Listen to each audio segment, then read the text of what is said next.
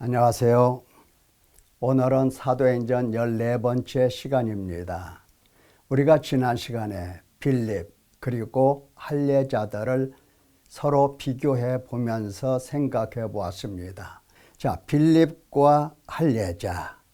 빌립은 성령과 지혜가 충만하여 칭찬받는 사람 7 집사 중에 한 사람이었습니다. 할례자들은 베드로를 책망하고 비난했던 사람입니다. 모세의 법대로 할례를 받지 아니하면 능히 구원을 받지 못한다.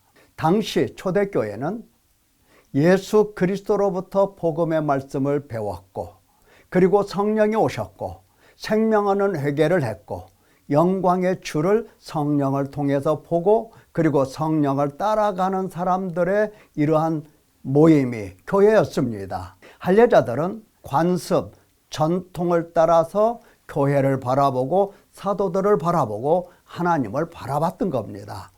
모세의 율법, 다시 말하면 할례 그리고 절기에 집중하고 있었던 겁니다.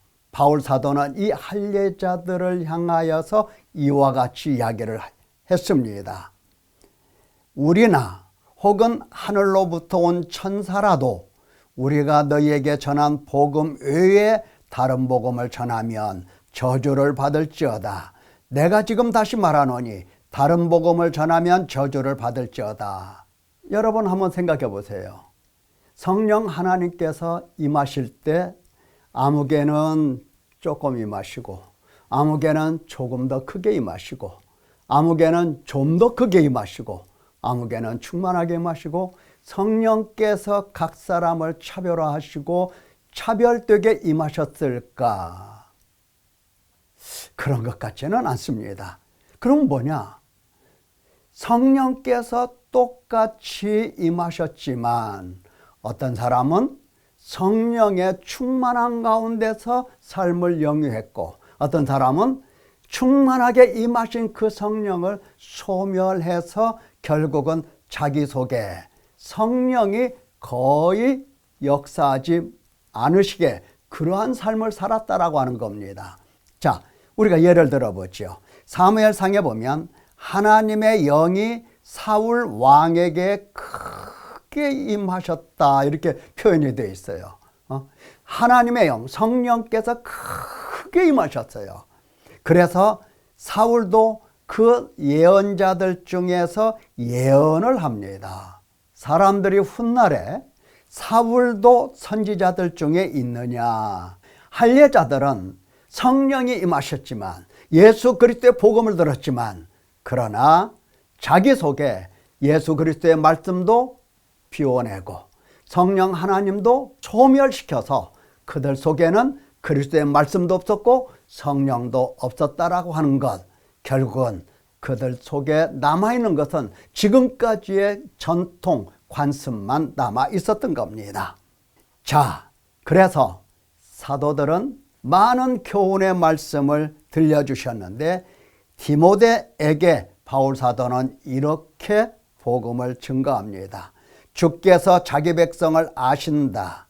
주의 이름을 부르는 자마다 불의에서 떠날지어다. 누구든지 자기를 깨끗하게 하면 귀 쓰는 그릇이 되어 거룩하고 주인의 쓰심이 합당하며 모든 선한 일에 준비함이 되리라. 하나님께서 쓰신다는 겁니다. 어떻게 하면? 준비하면.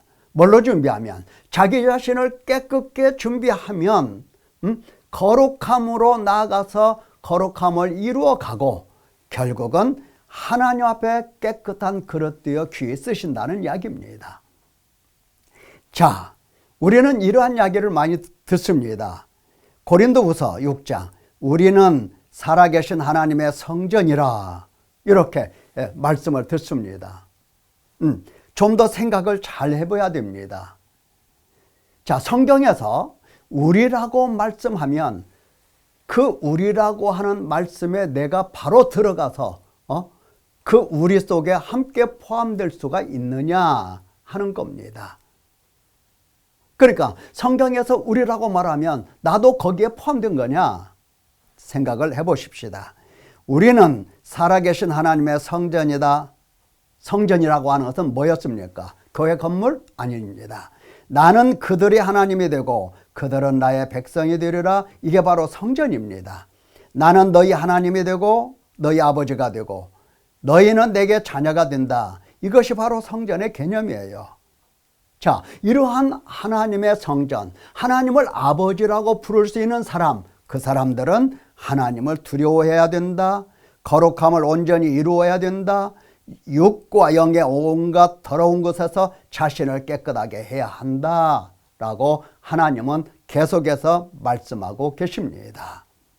여러분 생각은 어떻습니까? 하나님을 아버지라고 부르는데 나 자신을 깨끗하게 준비하는 사람인가? 하나님께서 귀히 쓰실 만큼 그 그릇을 준비하고 있는가 하는 것을 생각해 볼 수 있어야 됩니다. 자, 하나님께서 적어도 너는 내 백성 나는 너희 하나님이라고 말씀하셨을 때는 그 의미가 깊습니다. 우리가 대충 듣고 대충 흘려 넘길 만한 그런 말씀이 아닙니다. 에레미야에서 새 언약을 말씀하시면서 하셨던 말씀, 내가 나의 법을 그들 속에 두며 그들의 마음에 기록하여 나는 그들의 하나님이 되고 그들은 내 백성이 될 것이라 이렇게 말씀하셨습니다. 그러니까 내가 하나님, 너희는 내 백성, 그 과정은 그냥 말로만 나는 너희 하나님, 너는 내 백성 말로만 그렇게 한다는 것이 아닙니다. 하나님의 역사가 있다는 겁니다. 어떤 역사? 내가 나의 법을 그들 속에 두겠다, 기록하겠다. 자, 나의 법은 뭡니까? 율법입니다. 토라예요, 토라. 토라를 그들 속이라고 하는 것은 어디입니까? 사람 속이 어디 있죠? 예, 사람 속은 창자입니다. 창자이나 하나님께서 이 창자만을 지시하는 게 아니라 양심을 두고 하신 말씀이기도 합니다. 양심. 그러니까 하나님께서는 양심에 하나님의 율법을 기록하시겠다는 겁니다. 그리고 그들 마음에 율법을 또한 쓰시겠다는 겁니다. 율법을 그들 양심에 두고 율법을 그들 마음에 쓰셔서 기록하셔서 그 과정 속에서 나는 너희 하나님, 너는 내 백성이 된다라고 하는 겁니다. 여러분, 하나님께서 율법을 내 양심 속에 새겨 놓으시면 어떤 일이 일어날까요? 그렇죠. 찔림을 받게 되는 겁니다. 누구라도 찔림을 받아요. 찔림을 받습니다. 왜? 내가 죄인이고 하나님은 거룩하신 분이시기 때문입니다. 또한 율법을 내 마음속에 기록하신다 하셨는데 내 마음속에 율법을 기록하면 어떻습니까? 사람이 하나님의 손으로 율법을 마음에 기록하여 그 기록된 말씀을 듣게 되면 감동을 하게 됩니다. 마음은 감동하고 양심은 찔려서 하나님 앞에 엎드려 그리고 죄를 보고 탄식하고 애통하는 사람이 되어 가는 겁니다. 그래서 이 새 언약 속에는 이와 같이 기록이 되어 있어요. 너는 여호와를 알라 하지 아니하리니 작은 자로부터 큰 자까지 다 나를 알기 때문이라. 내가 그들의 악행을 사하고 다시는 그 죄를 기억하지 아니하리라. 여호와의 말씀이니라. 새 언약은 단순히 말씀을 기록하고 그걸로 끝 이게 아니라 하나님은 우리 양심에 율법을 기록하고 우리 마음에 율법을 기록해서 우리로 하여금 죄를 보게 하시고 죄로 인하여 탄식하고 애통하게 하셔서 그 죄에 대해서 하나님은 사하시고 그리고 그 죄를 씻어 깨끗하게 하시고 죄를 기억하지 아니하신다. 여기까지 되어 갔을 때에 비로소 하나님 백성들은 하나님을 알아차리게 되고 알아차리는 그들이 바로 하나님은 나의 하나님, 나는 하나님 백성, 이것을 깨달아 성전이 되고 성소가 된다. 그런 뜻입니다.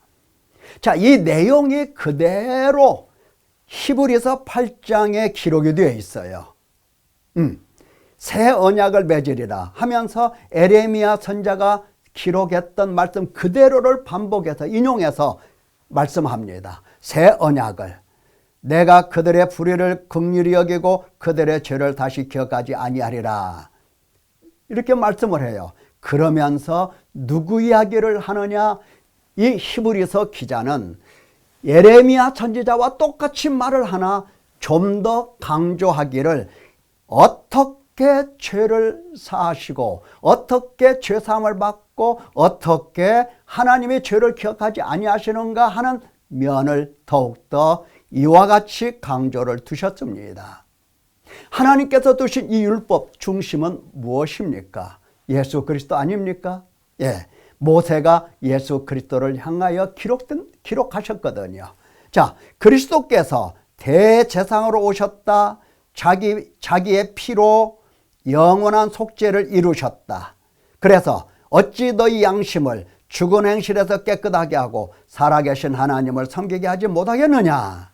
이 뜻을 따라서 예수 그리스도의 몸을 단번에 들이심으로 말미암아 우리가 거룩함을 얻었노라.